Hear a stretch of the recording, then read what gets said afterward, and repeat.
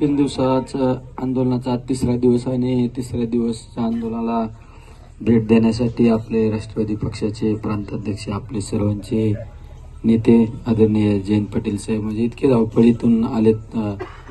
चॉपरने मुंबईमधून येणार होते. काल रात्री कोल्हापूरला होते.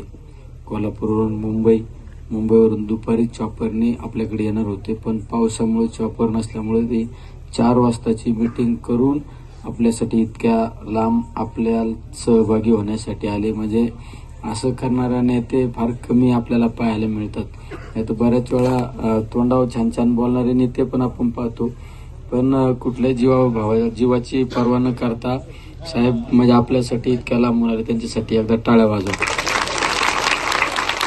आंदोलन उपोषण ते आंदोलन सुटायचं नाही सुटायचं बघू आपण नंतर, पण साहेब आल्यानंतर म्हणजे कार्यकर्त्याची काळजी कशी करावा तर हे उत्तम उदाहरण म्हणजे जयंत पाटील साहेब.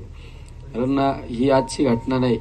ज्यावेळेस कोविडच्या काळात भाऊ भावाला विसरले, नवऱ्याला कोविड झालं तर बायको त्या नवऱ्याला भेटायला जात नव्हती, बायकोला कोविड झालं नवरा जात नव्हता, आई बापाला कोविड झालं पोरं जात नव्हते.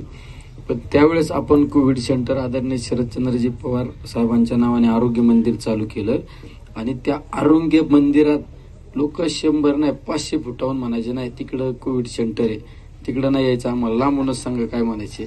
पण त्या कोविड सेंटरमध्ये रुग्णांमध्ये येऊन रुग्णांची विचारपूस करणारे पहिले नेते म्हणून आदरणीय जयंत पाटील साहेब.